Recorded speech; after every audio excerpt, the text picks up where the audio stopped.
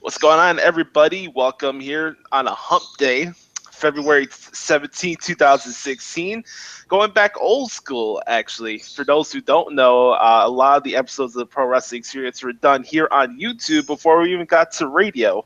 So I'm very glad to bring a special edition of the show. I want to make an announcement here while we get things started here. I'm going to make a change with the platform of the Pro Wrestling Experience after WrestleMania this year. It's looking like I'm going to be going to WLGK Logic Radio and leaving Chicagoland Sports Radio after WrestleMania. So going out with CSR with a bang, but I'm looking forward to the next step and continuing doing the show for you guys because that's the reason why I do the show. The show's not about me. The show is about providing a platform for wrestling fans to still be wrestling fans. I mean, how many people could live their life trying to be Roger Ebert of professional wrestling 24/7, 365?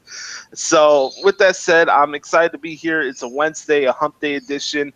We're going to take this as long as it goes. I mean, I have a friend of mine that I'm going to introduce in a couple minutes, but let's get some particulars out of the way. You can follow me on Twitter right down here, Josh Lopez CSR. If you have any questions, we have a Q&A section. Please, by all means, ask any wrestling-related questions you got, or just anything in general. We like to talk about music and movies, comedy, whatever. Whatever floats your boat on this hump day. You can also follow us on Twitter at PW Show. I'm going to be making this a downloadable audio version of a podcast later on. So we'll have this. And we'll also have the weekly Michael Cole interview from WWE.com as part of this broadcast. So make sure to check out Pro Wrestling Experience on iTunes and Stitcher and all that good stuff. With that said, I'm Josh. For those who don't know me, I am a WrestleZone.com writer, bringing the only form of legitimate journalism to the website, doing the play-by-play articles. But that's neither here or there. Let me introduce my good friend and brother. It's pay-per-view week. If it was a radio show, you already knew by this time we have this great gentleman on the broadcast. His name is Adam Daley, all the way out there in the great state of Pennsylvania. What's going on, bro? Brother, thanks for building me up a little bit on the introduction there, just so I can let everybody down later here. No, what's going on? Appreciate you. I like this format a little bit better, Josh. I'm not going to lie. I like this. It's been a little while since we've been face-to-face, so nice to see you, good sir. Yeah, I feelings mutual, and I feel it's a better platform to do it like this. I mean, it's like 3 degrees in Chirac, so I mean, I don't miss the CTA transportation journey to the State Street Studios. But hey, you know what? I'm glad we're doing the show either way. I mean, and like you said, getting to talk to each other face to face, then that's one of those things as a broadcaster you got to deal with. We're trying to figure out when to come in where you're not cutting people off. You can just have that natural face-to-face interaction. There's no commercial breaks in this show, so it's going to be more of a casual conversation. There's nothing I have to plug or any interviews I'm doing today, so this podcast is going to be very interesting. I'm looking forward to it. We're going to basically shoot the shit, if you will, in wrestling talk. So with that said, tell the fans really quick about your show you have on YouTube and everything you've been up to. Yeah, so I guess, well, it's funny. You could find me on WrestlingRumors.net with their pre-shows. Although I'll admit, I'm kind of like you, Josh. I don't really read dirt sheets either, which is horrible to say, but they do a lot of great work at Wrestling Rumors. Derek, Matt, all them guys, the Wrestling Rumors pod's doing well. So please check them guys out. I don't want to make it seem like just because I don't read things. I don't read anything, guys. Better to stay away. But Sam and I do our own show. It's more of a comedy themed wrestling show. It's called Wrestling With. We always have special guests on. We have a couple really good correspondents every week, and it is more of your comedy variety type of wrestling show. It's not your serious talk or the I know it all kind of deal. You guys have enough of that. It's more just kind of getting getting a different personality out of people that you typically wouldn't see is what I try to do. And really just make it as fun for you guys as possible. But it is absolutely an adult themed show. So unfortunately for some of the viewers that might be watching this, it won't be for you. You won't be allowed in. There is an age restriction on there for a reason. And it's really just language, guys. But people do freak out about language. So, if it's when it comes to comedy, I am a very firm believer in the First Amendment, so I have to put an age restriction on with that. But if you're over the age of whatever the age restriction is, tune in. Follow us on Twitter at Wrestling With. I guess that's the easiest way to find us. At Wrestling With. You bring up a great point there because with this show, I try to make it kind of that aspect too. You've been on the show a bevy of times. Hell, we have our monthly segments now on the radio show. Besides the commercial breaks, my goal with this show is kind of having like a back porch conversation about professional wrestling. So when you're listening to me on the radio or doing something like this, I want to have that feel like I'm sitting next to you and we're talking about wrestling. It's not, oh, I'm the expert of all things professional wrestling and you're beneath me and all that. It's just fun to talk wrestling just like if we're sitting next to each other. Well, and it's a little bit different now, Josh, too, because think about it this way, and I always use The Walking Dead as an example just because of the popularity of the show. I mean, yes, I'm a fan, but I'm really not the super fan everybody thinks I am. Sam is. She got me into the show a couple seasons later, but you have an hour-long show that then you have an hour show afterwards where it's just people who really enjoy the product. Yeah. Talking about the show, showing behind the scenes stuff. And that's kind of, why I enjoy talking with you. That's why we enjoy doing Wrestling With. It's more, just people having fun with it and not trying to play know-it-alls, I guess. There's enough of that out there. And that's okay. I'm not trying to please. We need it all. But it's nice having that variance to go to where you're going to have more of like a fan-sided. Sam knocks WWE a lot. But, I don't knock WWE as much, try to stay away from the negativity. If I do, it's usually through comedy, which might get me in trouble more. You can check out our Sunny episode about that one. But yeah, at the end of the day, I like this, Josh. It's more natural. I don't know. I feel like we're not putting on a fake front.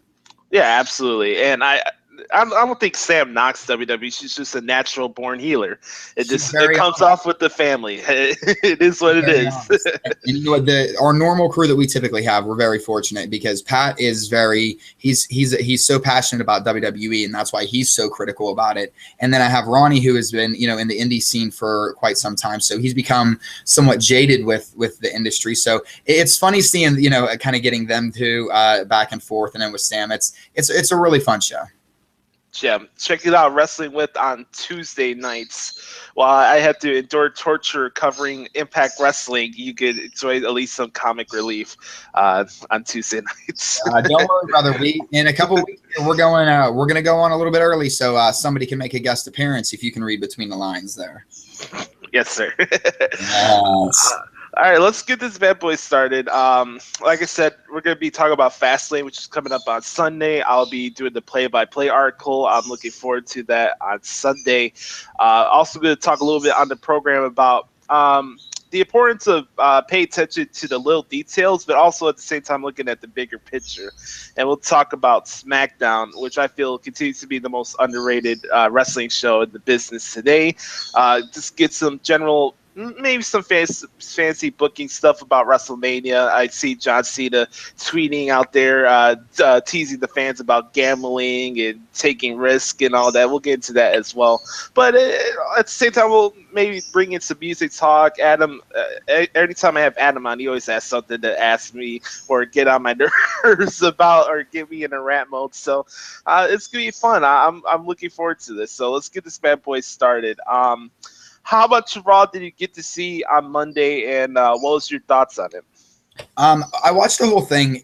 Honestly, we watched. There was a couple matches I fast forwarded through if they were longer than the first commercial break, only because we talked about this on the show last night. I look forward to pay-per-views, and I think I've been enjoying pay-per-views a lot more because sometimes I feel like there's oversaturation with certain talents. And I think maybe that, and we could go into an injury discussion, later on about this, but I just feel like sometimes if I'm watching, and here's a perfect example. I know Dean Ambrose is over right now, like a monster. But there's a certain movie does that little off the ropes clothesline. I can't see it. I can't see it. It just annoys me. And when I see it twice a week, 3 times a week, 4 times a week on a couple of different shows, to me, and then to pay-per-view when I see it, it doesn't mean as much, So I admit I've been skipping through, and that's not to take anything away from the talent, guys. Yeah. It's just to make the product a little bit better for me. But other than that, yeah, we watched, all the storylines, all the finishes and stuff. But yeah, I see what you're coming from. With doing the play-by-play articles, I've been noticing over the last, say, a year and a half that Raw and SmackDown has become more like your PBS telethon specials where you're getting a taste of what the product is, but at the end of the day, the business leads to the WWE Network and the big special events there. So when I look at Raw and SmackDown, I'm not expecting home run shows every single night. It's just it's impossible. But I will say over the last couple weeks, I've been noticing that they're giving a lot of other people opportunities to get their own spotlight on the show. It's sad that they're in the position they are with injuries, but hey, at least they're doing it. It's not like they're like, oh, F it. It's 9 segments of Roman Reigns. You know what I mean? The guy's barely on the show one time a week now. So Right. they're giving other people opportunities. Well, and the funny part is, too, Josh, is that they're giving a lot of people opportunities. And we always say we don't want WrestleMania to be predictable. So right now, we still have no idea what's really going on with WrestleMania with a lot of matches. Yeah, We're complaining that nothing is really happening. Well, in a way, we're creating the buzz for WWE in themselves. Because again, guys, as long as we're talking about the product, we're obviously watching. We're not going to not watch. It's WrestleMania season. We're not going to miss an episode. So regardless of what they were doing or not doing, it's probably all going to eventually tie together. And I think that's where we become very short-sighted about everything has to be now. We have to know because WrestleMania is only this many days away now. So we don't have to know that anymore. I believe, do have to know it, obviously on the inside. But us as fans, we absolutely don't have to know that, or else it does ruin this February pay-per-view. I don't know, Josh. That's a great point. Go ahead. I was going to say, do you feel like, a lot of people are still criticizing FastLane, which I think we're going to have I think FastLane is going to be a sleeper, and a lot of people are going to enjoy it when it's all said and done. But do you think that, as Sam boos from the other room, do you think that we're already, just like we did last year, we're already saying WrestleMania is going to suck. Look at all, there's this. We don't know what's going on. And then WrestleMania is going to be excellent again. And Fastlane is going to be a better pay-per-view than the February pay-per-view than Fastlane was last year. I don't know. I just feel like every time there's more negativity, they end up putting on a very good pay-per-view. I just think that a lot of wrestling fans put their foot in their mouths and make themselves look like spoiled teenage bitches, to be honest with you, in my opinion, because it's nothing new as anytime we preview a pay-per-view before, whether it's WrestleMania, Payback, Hell in a Cell, they say the same thing all the time. Oh my God, this show feels flat before the go-home show or whatever. I'll say this, for a go-home show, I thought it was one of the better ones in the last 5 months, to be honest with you. There's a lot of things in wrestling, especially the WWE, when it comes to storyline plots that it goes over people's heads because they assume everything that happens on Raw is the main thing that's happening. You have to watch those other shows if you're going to understand why these feuds are happening. I'm not bragging because I get to cover the shows this week, but I understand why they're doing what they're doing because I watch the shows in detail each week. So when you're looking at this build right now, let's look at the card right now. We'll make predictions later on, but tell me what one bad match is on the show, taking storyline context out of it. I'm just talking about strictly wrestling matches. What one bad match is on the card? Hold on, we have a special guest apparently. The Wyatts and Kane and Big Show and whoever else is in that little mix. There you go. That's just my one little input. Little Miss, she's always too good to come on the show, Josh, but yet as soon as she wants to chime in, that's married life. Just remember that, brother. That's married life. Nod and smile. Happy wife, happy life. Listen to Uncle Adam here, guys. No, you know what? Right now, I think that it's become such a we're nitpicking it so much because people, I feel like people want to be experts. So like with your point, Josh, I don't necessarily think there is a bad match when even when you take storylines aside. Yes, I mean, I know a lot of people are tired of seeing Kane and Big Show, and I get that. I understand that, but there's a reason why that they're having this match. They're grooming the Wyatts a little bit more just to make sure of something that's going to happen at WrestleMania, guys. Kane and Big Show have been the litmus test and really have been the steady for that company for so long, and that's where I don't think people understand and really respect the job that they do because they're letting. Go ahead and boo. See, I just get booed. You know how bad life is when you just get booed from other areas of your own house just randomly. Like people think they're doing online shows, like, well, at least you don't have to listen to a live audience. No, you just get booed by your wife from the other room. No, I just think that these are cats that they're in the business because I mentioned this. When Daniel Bryan gave his retirement speech and when Edge gave his retirement speech, I compare them a lot. they both mentioned that Kane was one of the most intelligent men they knew, and they hated to break kayfabe, so to speak. But they both. So what does that tell you? Everybody says, why is Kane still around? It's exactly why he's still around. And Josh, I don't think people understand. Like, I want to know how you feel about this, because this ties into this, because of Kane and Big Show. Right now, they've been doing more jobs, as people like to say, quote unquote, which is the term I'm starting to absolutely loathe. But, Jericho putting on Twitter the other day, like, now I'm burying AJ Styles just because I beat him on SmackDown. If I would have lost, you guys would have said I'm jobbing. Do people not understand, like, the concept of building up superstars, and do they not know that, somebody asked me on social media, and I want to get your question on this. Do consecutive losses in NXT by divas, isn't it really kind of hurting their character, like blue pants or anything like that? And to me, NXT is developmental, exposure is exposure. So the grand question is why do we care so much about wins and losses when really we have to understand, especially at our age, that certain guys are there because they're veterans. What is it, Josh? I just feel that a lot of fans today kind of get over protective and defensive, like teenage girls, over booking. It's my opinion, and I have facts with it, because anytime anything bad happens, if AJ Styles gets beat down, or what happened on SmackDown last week where he lost to Jericho, oh God, it's over for him. He's buried. He's this. He's that. It's not that. I mean, really, if you want to know what buried is, look where JTG was before he left the company. Look where Zack Ryder was, where he loses a 1-minute match on Raw last week. That's buried. So just because you're going to throw out the word buried because your favorite superstar lost one match, is it really that? Is it that really big of a deal to lose sleep over? I mean, anytime Kevin Owens, for example, he's a heel, right? Usually heels are supposed to lose, right? But I understand there's exceptions to the rule where you have dominant heels. The guy has been a 2-time IC champion, probably had the feud of the year last year with John Cena.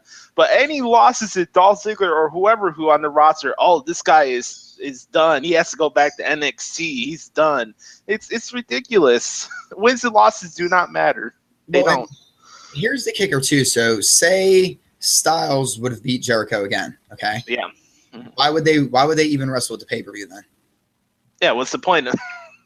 I mean, did everybody kind of miss that point of it? And I know a lot of people don't like and listen, I am not a fan of 50-50 booking. I'm really not. But hey, let me say that about the 50-50 thing. There's not really that much 50-50 if you really look at it. There's not.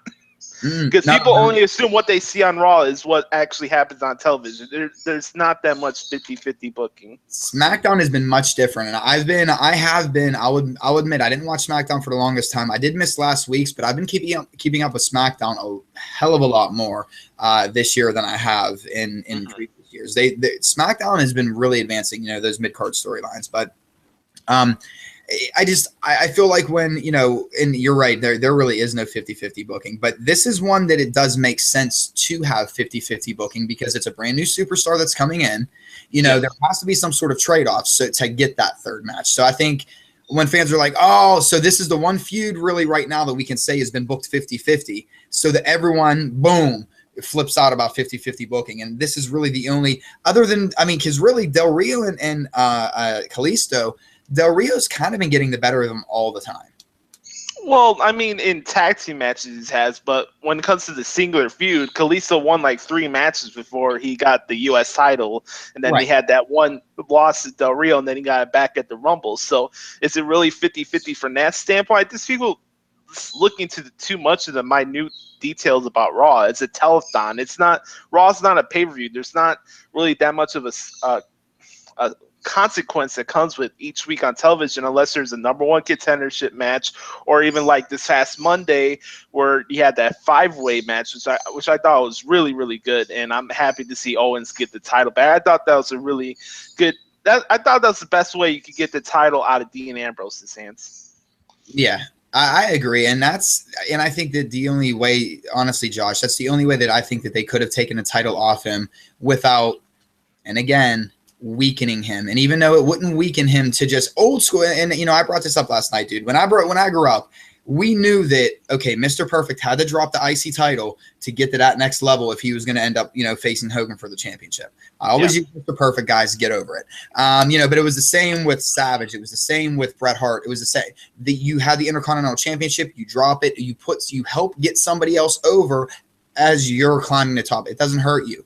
But in today's world, the way fans are, Ambrose loses that in a one-on-one match that just set up. Say he loses to Kevin Owens. Stephanie McMahon sets it up. Instantly, you hear people going, "Oh, well, now why Kevin Owens then should be in the number one contender thing?" And it doesn't work like that, guys. And we have to remember there is no legitimate contendership, or this isn't UFC where like they could say here's number 1, number 2, number 3 contender. We don't have that. There's no such thing. This is sports entertainment. There's not really supposed to be. We're supposed to suspend reality, guys. And I know it's the reality era, but that's why I've been staying off so many dirt sheets and reading stuff. Just because, Josh, even the chat rooms, it just gets to be too much, And I mean, do you think, like right now, do you think that, especially with Ambrose, especially with Reigns, was the triple threat a good idea? I mean, do you think right now Dean Ambrose is maybe a hotter hand? Do you think this is another case of them, last minute changing things around because of fan reaction, because Roman for some reason isn't getting the crowd response he was getting at the end of 2015? Yeah. That's a good question. I think for me, I just look at FastLane as a storyline plot. I don't look at it as a SummerSlam or whatever, Rumble, where feuds end or even feuds begin. This is just like they say it on television all the time, the last roadblock to WrestleMania, you know what I mean? So are you expecting a WrestleMania type of show where you're having finishes to feuds, new champions, this and that? I don't know. I mean, is that what you're expecting or not? That's the thing we could talk about later on in the show. But when it comes to Reigns and Ambrose, I do agree. I don't understand why Reigns is getting booed. He's not my favorite WWE superstar. Kevin Owens is, but I respect what the guy does. I just don't lose sleep over if he's the super cheesy babyface forever. It just is what it is to me when it comes to Reigns. So I don't lose sleep over that whole fiasco. But when it comes to Dean Ambrose, I think this is the best position for him because, he had the IC title run going into Mania last year. He's kind of in the middle. They had that thing with Seth Rollins for like a couple months, and then he was just there. He was just Reigns' sidekick. So when you really think about it, they've been going. Really been the Authority. This has been the story of the Shield for the last 3 years, if you really think about it, the whole company. You had Rollins becoming the face of the Authority, becoming the champion, Plan B, all that good stuff. Dean Ambrose setting out on his ways, becoming the IC champion, still aligning himself with Roman. We all know about Reigns' story. So this has really been a long-term story plot that's been going on for 3 years, and you also have the Triple H factor to it. So it makes sense to me. I thought the original plan was supposed to be the Shield going against each other at WrestleMania. Obviously, we don't have that factor because Rollins is out, unfortunately, with an injury. So I'm interested where they're going to go with this. I will say that when it comes to Ambrose, this is the best case scenario for him because what was he going to do? Fight Dolph Ziggler in a random mid-card match on this pay-per-view? So I think this is the best case scenario for Ambrose.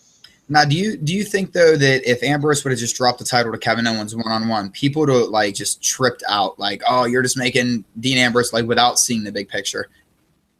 But hey, it's their guy. Owens is getting that title, so you're damn if you do, damn if you don't.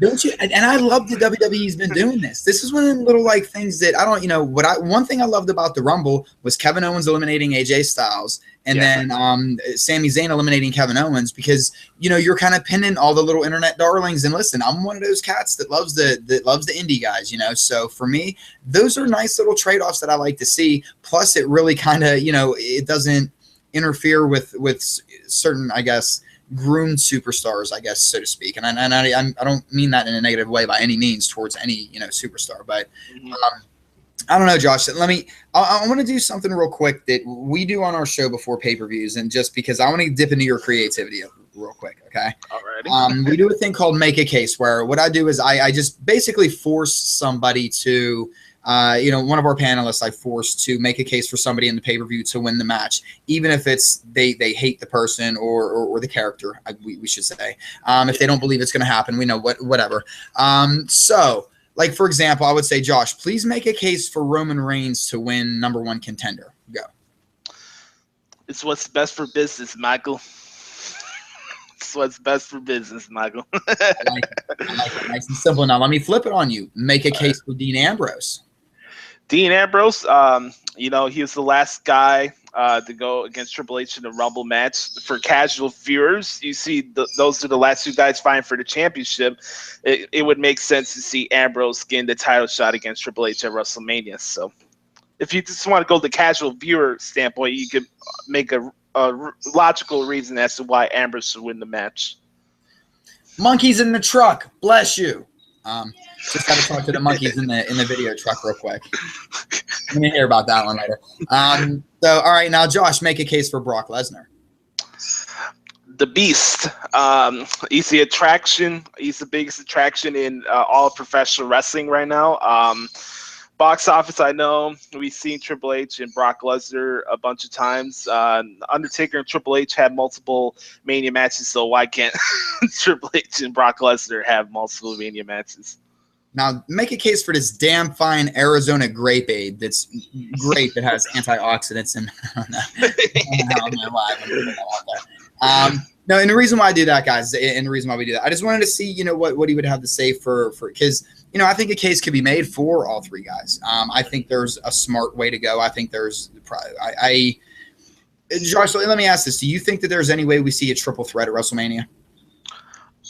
There's always a chance. I mean, who knows? Maybe Triple H inserts himself in this match and there's a no contest. I mean, there's no disqualification. And you got to think in the back of your head where, yeah, you haven't seen Vince on TV for a while, but you always know they're going to have the League of Injuries as a chance to come out and cause some shenanigans if Roman gets on a hot streak. Yeah, I mean, come on. It's a no disqualification match because I know everybody's talking about all the Wyatts are going to come down and cost Lesnar. But you can also look at the fact that the League of Injuries could also be part of this match too if Roman Reigns gets on a hot streak. So who knows? I mean, this all This all lays in the hands of Triple H. He will decide who he's facing at WrestleMania. That's the story. And that's a good call. And in a way, oh man, I think that's what makes this pay-per-view, as much as everybody doesn't like the triple threat, I think that's what really makes it somewhat intriguing. And again, this is I don't go on dirt sheets. I don't read spoilers or rumors or guesses or predictions or whatever, because this is entertainment, guys. They could honestly switch it, if they really wanted to. Even though I think they know what they're doing for Mania right now. I just think that WrestleMania-wise, when it comes down to it, who would be the guy? Who do you think makes the most sense, though, at the end of the day? I've been saying this to multiple people that I've had on my show over the last couple weeks that, you know what? If Reigns is the guy they want to be the box office attraction, by all means, do it. If the revenue doesn't come back and there's not 100,000 people in Dallas, you know what? That's on them. And Reigns is not the box office draw as the company thought he was. So are you going to throw away about a year and a half of programming over the fact that 40% of the audience still doesn't like Roman Reigns? I mean, it's just storyline reason. I don't care whether or not Reigns is in the main event of the show. Hell, even before all these injuries, I thought Reigns wasn't even going to be on the last match of the show. Hell, even in this case, the Mania World Title match may not even be the last match of the show, depending what Undertaker is doing, and we could talk about that later on. So at the end of the day, I feel like, you know what, just do the story. Triple H could get anybody over. You got Batista over at a WrestleMania. So if it works out, cool. If not, you just got to reevaluate what's on your roster and then go from there. And it was 10 years ago at WrestleMania 22 that he put John Cena over, where John Cena was the company. Now, let me ask this then. Okay, so then now you have Reigns, Triple H. Where would you put Ambrose at Mania? That's a good question because I've been saying this for a while. I thought they were going to go with the Ambrose Jericho thing because of what happened at Night of Champions last year. But who knows? Maybe that could still happen. But I just feel like unless Jericho is staying around after WrestleMania, it would be a real bummer where he just turns heel and the slow, methodical Jericho for a month and then he just leaves. You know what I mean? That would be very unfortunate. So maybe the Jericho Styles feud still continues on to WrestleMania. I don't know. For Ambrose, man, that's the real conundrum because I don't know. Brock Lesnar, Dean Ambrose is a SummerSlam match to me. It's not WrestleMania to me. It'll be a good match, but you got to look at it. Is it a SummerSlam attraction match or is it a WrestleMania type of match? So either way, if Lesnar wins and he fights Triple H, you could still do Roman versus Dean. One the guys turn heel on each other or vice versa. And I could see that happening. Or who knows? Maybe Ambrose fights somebody like Randy Orton. I don't know. You know what? I don't know. I just have a hunch that we're going to see a triple threat at WrestleMania. And I don't know why. I'm with you 100%. I agree. It should just be Roman and Triple H. That's been the storyline. That's been what they want. And listen, it doesn't matter what we want, guys. At the end of the day, like Vince said, God damn it, it doesn't matter what you guys want. It's really that was like, I don't want to say it was the most popular storyline all year, but that was the storyline of the year. It was Roman Reigns eventually being against the Machine, finally getting, constantly getting screwed over. But like you said, this has been a constant theme with Shield members against the Authority, with the exception being Seth Rollins because he went Benedict Arnold, or he bought in. He did the right thing. I don't know. I'm concerned because I think what they may do is have, I think a lot of us are overlooking Jericho or looking too much into Jericho and Styles and Owens. And, because I think, why couldn't they do another ladder match? Ziggler, Owens, Jericho, AJ Styles, throw Kofi in there. If New Day, or throw Woods in there, from New Day if you wanted to. There's a couple guys you could toss in there. So, yeah. So would you want to see another ladder type match like last year? You know what? I would like to see either a Money in the Bank or some type of like 6-pack challenge where you have a new number one contender to the WWE title. So you give something like the League of Injuries something to do at WrestleMania. Who knows? Let's say like Bray is not in a single attraction match at WrestleMania. You could put him in that match. You could put Dolph Ziggler in that match. You could put whoever you want. Ziggler, doesn't matter. Neville. So either a 6-pack challenge or maybe a Money in the Bank type of match. Yeah. Yeah, I think. But then you take away from Money in the Bank pay-per-view, and I think that's the one. That's the one way where they. And I just like I liked how they did the Rumble for the title this year, but I wouldn't want it this way every year. I would be okay with doing back-to-back years with ladder matches for the IC title, only because then maybe that's a way that you could get an AJ Styles over. You could. Keep it on Kevin Owens. You could kind of surprise people with whoever, but if they're going to try to legitimize the title again, then you get a bunch of people, just get a bunch of names in, kind of like what they did with Daniel Bryan last year until he got hurt. And that's really what they were going to do with the IC title, just like they did with the United States Championship. So I don't know. I think that I would like to see that more so than, and really the U.S. Championship, I'd rather see that as a one-on-one just because that's constantly been the one-on-one championship for the most part. Yes, I agree. And I feel like if you had 2 world championships still around, we wouldn't have all these complaints and this and that, Owens would have been a world heavyweight champion by now. Ziggler, Del Rio, if he came back. Who knows? Maybe he would have been the world champion, not the U.S. champion. John Cena could have been, but you had the injury thing. So, there's a lot of what-ifs, but I just thought going forward, I think it would be best for the company to go back to 2 world titles, especially since they're putting more emphasis on SmackDown these days. Right. And I'll admit, I really like the one title. I like the scenario they have now, but the problem is that I see, and it's only because of timing, man. Like when I grew up, it was, and again, I hate to keep referencing my age. Now that I'm making myself look like Father Time by the end of this show. I remember when Buddy Rogers and like I was there, but no, I just again the era where I grew up, there was only one title. you know, because WC around the NWA. But the mid card titles still have always meant something to me, even though titles are props, guys. At the end of the day, let's face it, it's just a prop. But there's just something about the Intercontinental Championship that I've always loved.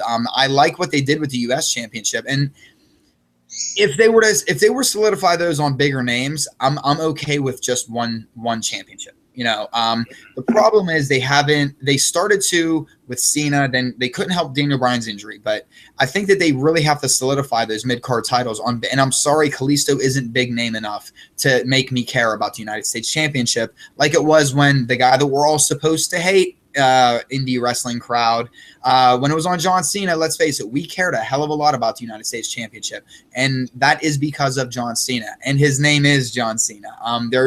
Listen, guys, we got to quit knocking him.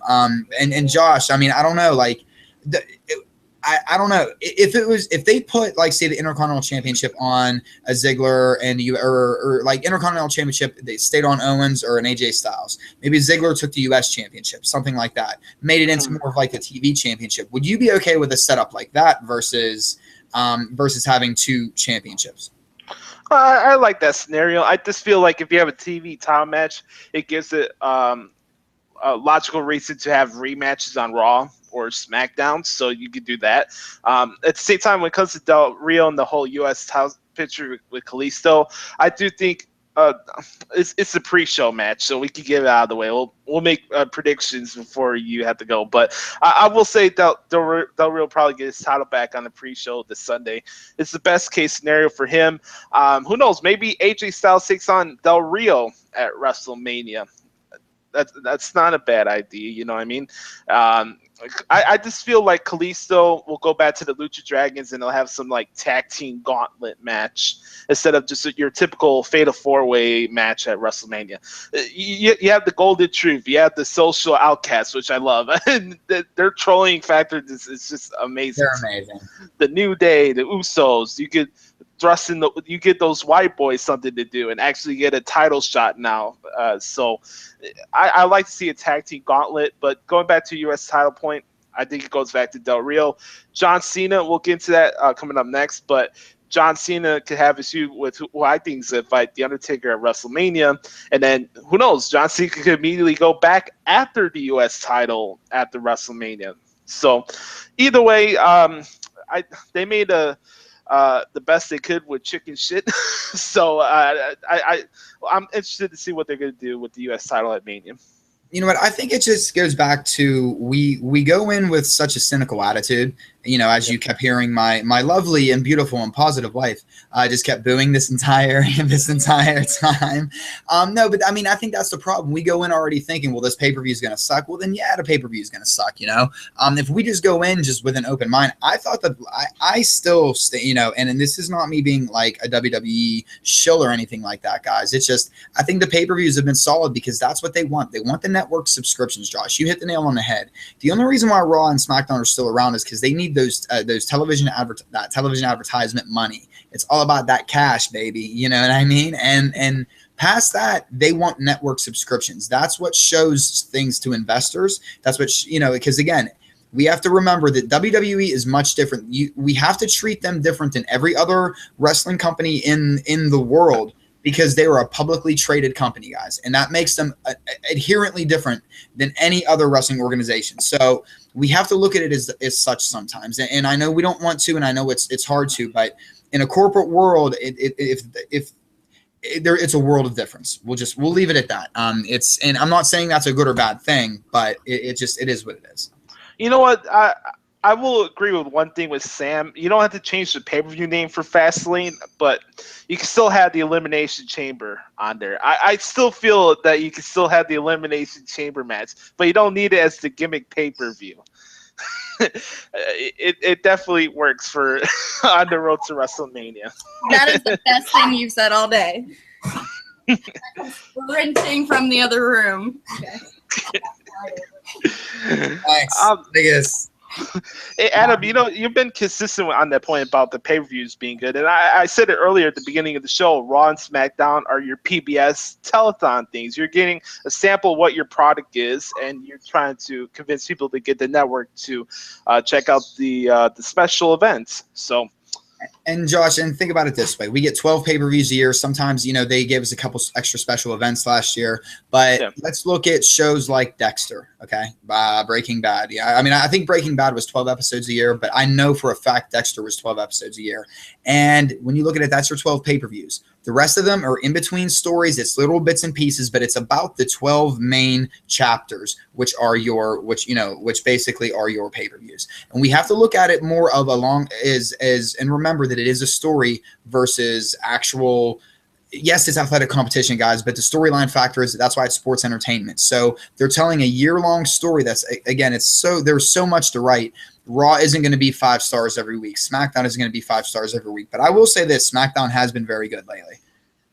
Yeah, I've been saying this for the last couple of months on the show that SmackDown gets more character development than it does on Raw most of the times. And at the same time, it has to do a lot with the commentary more than just what you see on your backstage interview segments or vignettes or what you see in the ring or on the promo segments. A commentary has a lot to do when it comes to character development, whether people want to admit it or not. So at the same time, when I look at WWE, it's not because it's a publicly traded company. I don't judge them by pro wrestling standards because they're not pro wrestling anymore. So why am I going to go to the Pro Wrestling 101 playbook when WWE has been saying for 3 decades, even before I was born, that they're not even professional wrestling? So, you got to analyze and critique what the product is as opposed to what you want it to be, because it's not pro wrestling. It's not. Pro wrestling went away in the territories before WrestleMania started.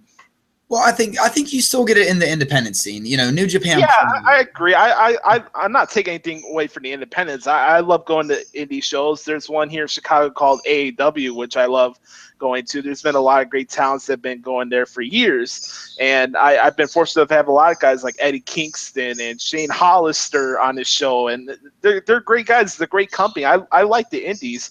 But I know what that product is. But at the same time, I know what WWE is at the same time. You have to have that balance in between. Well, and here's the thing, and I think this is where being a publicly traded company, because you're a corporation now, I think it does come into play, because we do see, how people don't want to. They're tired of the. And listen, guys, this is what you see online. This is not my feelings, but you see online, people are tired of the Make-A-Wish vignettes that they show, or this campaign thing that they show, or just certain things that they're doing, charity outreaches and stuff. Guys, this is what, a Fortune 500 company, I'm sure. They're maybe, I don't know, but this is a corporation that's traded publicly. It's what you have to do to build a brand, guys, and this is where. If it was a private, smaller wrestling company, privately owned, you wouldn't really have to do as much with this, but it matters to shareholders, and it matters that they're pouring money into a company that is doing charity work, so that they can say, well, look, I own WWE stock, but they do Connor's Cure, they do this, they do that. And I'm not saying this is why WWE does that. They do a lot of fantastic work, but I'm saying that once you hit that corporate world, it's expected. And I think that's the difference. Now, should it be done? It should be done anyway. I mean, I'm waiting for the day that WWE finally addresses, the mental wellness and addiction problem that has plagued it, and they won't, because of certain lawsuits they have against them. But I can't wait for the day that, yes, I love that they're going after cancer. I love that they're going with Susan B. Komen, with Connor's Cure and stuff like that. But why not get involved with some, homeopathic, because this is something I'm very passionate about, that I thought about doing, that if WWE is not going to do it, then I'll start a campaign, and I'll start my own fundraiser, and I'll raise a bunch of money for a place down in Dallas that offers, alternatives, because I think a lot of what we see in wrestling is just that right now. It's promotion of what are we doing in the in the public eye. So there's your challenge, WWE. Do something with mental health and homeopathic care. Yeah, there's a lot of other illnesses and diseases that also need attention too. I give credit that they're doing it. It's not like they're neglecting any type of charities. I mean, so I see what you're coming from. I totally agree with you. We're talking to good friend Adam Daley from Wrestling With. Give him a follow at Adam Daley 13. Make sure to follow their show at Wrestling With. The ratings spiked already a couple times with the great appearance from Sam Daly chiming in and out. But of course. But I hope you guys are enjoying the show so far. Obviously, Adam and I have good chemistry on there, so it's always fun talking to Adam. Let me bring this topic up to you. John Cena, I heard you guys talk about it on your show last night. John Cena.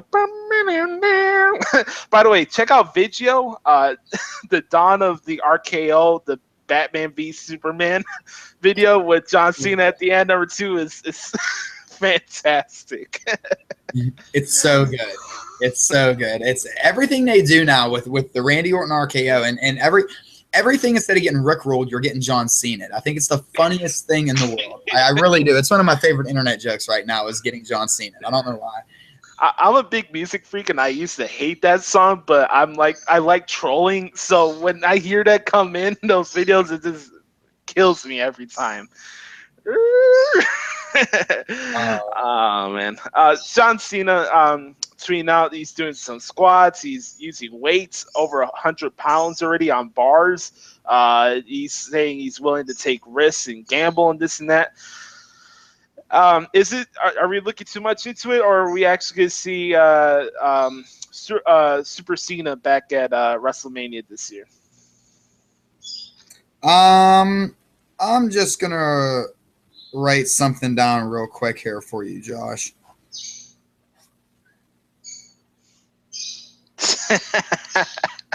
Of course, we're gonna see Cena, guy. This isn't like a company like thing.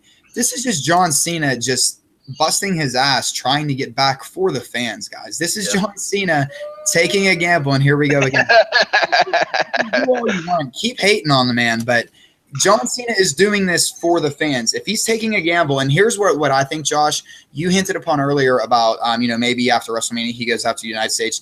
I honestly think absolutely we see John Cena at WrestleMania, but then he takes some extra time off again. Because if he does come in for Mania, he's not coming in completely 100%.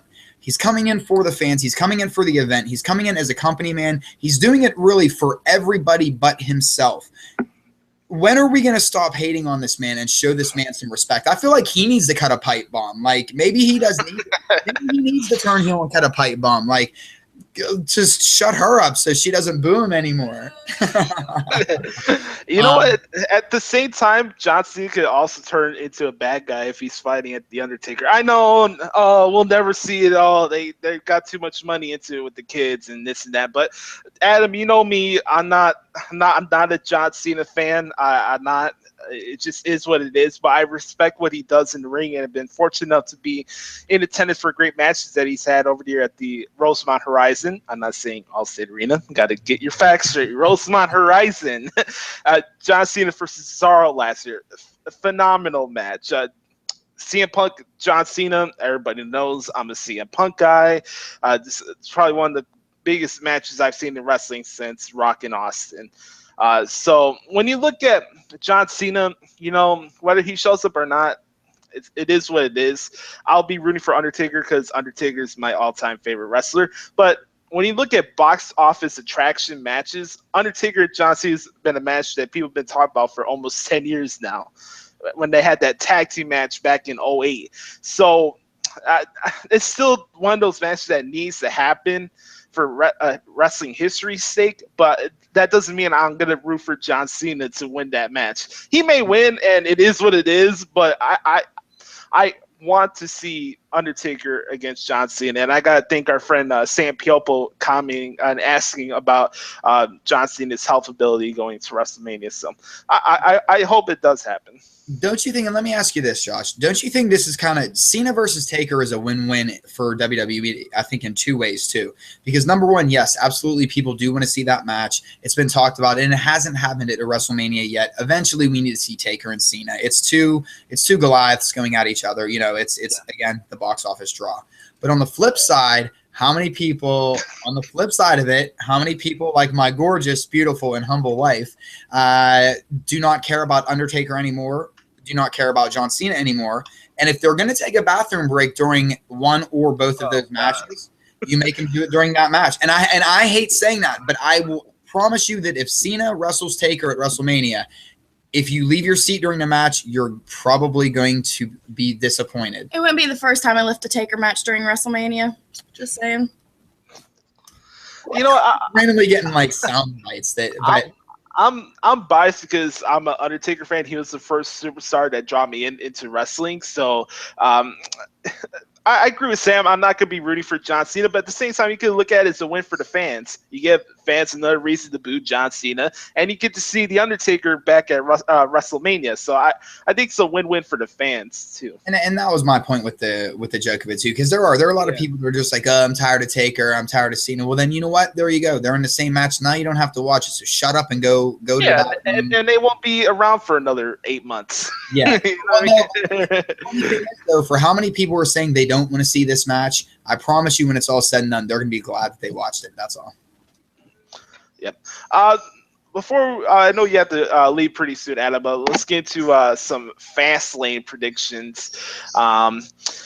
Hopefully, there's no booing in the end because like I said, you know, it's funny. I was doing the live tweeting for Raw this past Monday, and they're like, "Oh my God, Big Show and Braun Strowman!" It was the main event of the show, right? And I'm like, "Are you guys really buying that Big Show and freaking Braun Strowman's gonna be a 20-minute match on Raw? Are you really buying that? How dumb are you at this point?" Yeah, like, seriously, they weren't going to commercial during that. And with Big Show being on the Austin podcast afterwards, like, we didn't see that coming.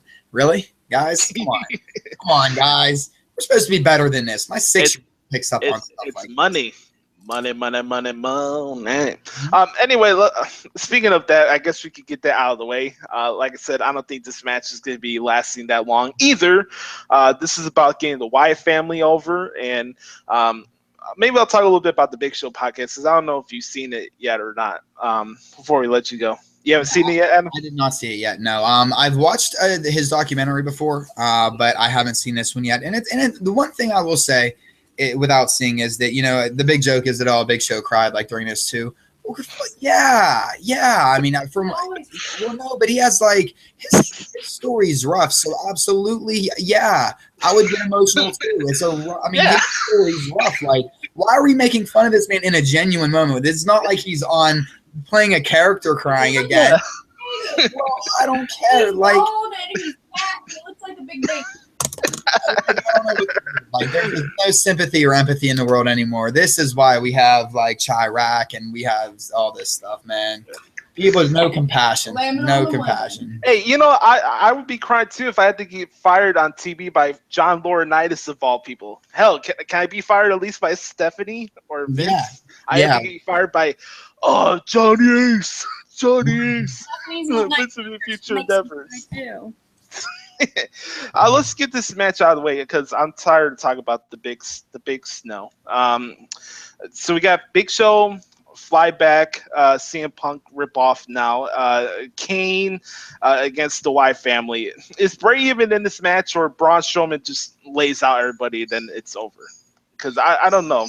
I don't think Bray's in the match. No, it's Bray's lackeys. It's all his lackeys. It's the family. In and out. Hopefully that's the first match show, so we get it over with, in my opinion. You know, it's funny. They had Ziggler, Eric Rowan, and Ryback, I think, last year against Big Show, Kane, and Seth Rollins. Do you remember that match? It has that same feel. Then Randy Orton came back. Yeah. So, Orton and Wyatt. You never know. It could happen. I'm just throwing it out there. Orton and Wyatt. It could happen. Okay. Next one, we talked about it earlier. I'm going to go with Del Rio with the pre-show match. It's 2 out of 3 falls. Let's give it to Del Rio. I'm a Lucha Underground fan, and Kalisto does nothing for me. It's unfortunate. I've seen him in AEW in Chicago, and he's a really good wrestler. But when it comes to like Lucha guys in WWE, it's too hokey. It just doesn't do anything for me. It's unfortunate because he's a really, really good performer, and The U.S. title is not doing him any favors. So, Kalisto, go to your tag team gauntlet match at WrestleMania. So the League of Injuries will get something on this show. Yeah, I think if they're going 2 or 3 falls, Del Rio gets it back. And I will admit, as much as I'm not really interested in this title anymore, I love 2 out of 3 falls matches. So, and it sucks that they're pushing out to the pre-show, but I completely agree with you. I think that the problem is, and Sam actually convinced me because she was complaining about it, go figure. But I think the problem when it comes to like the lucha wrestlers in WWE is it looks more like spot wrestling. It's not as because there's not Lucha Underground. It doesn't look like spot wrestling. Everything is so fluid, so fast, and so so there is a big difference. And I think that the Lucha guys are there mainly for the kids, and it's just something that we just I guess got to deal with. Yeah, they just for some reason I don't know, maybe they don't book them right enough. Maybe they don't teach them how to do camera work the way that WWE has their cameras set up enough. It just Lucha wrestlers don't. I got tongue-tied there for a second. Lucha wrestlers just don't connect well in WWE for me. I never liked Rey Mysterio. I don't like Kalisto. I didn't like Sin Cara. It's just, honestly, no masked wrestler that they've had stands out, ever. Yeah, exactly. And I feel like when it comes to, like, Kalisto, it's like guilt by association. So when you're immediately teamed up with Sin Cara, there's a lot of people that are indifferent to Sin Cara, so it doesn't do anything for Kalisto's character either. So it's unfortunate. He's a good performer, but Del Rio's the guy. He should get the title back. Yeah, I guess I'm going Del Rio too. I'm going Del Rio. I never thought I should have had it in the first place. Let's go to this next match. We have Brie Bella versus Charlotte. I know a lot of people are upset because of the Daniel Bryan retirement that Brie's getting the immediate title shot at FastLane. This is your filler, get heat on Charlotte heading towards WrestleMania. I'm not buying that Brie Bella's winning the title on Sunday. I respect that she's still willing to perform even though she wants to retire. She's been having baby fever for 3 years, for God's sake. Ever since Total Divas came out, she's like, I want to lead the WWE. So here's her final shot at the Divas title. I'm going to go with Charlotte via submission.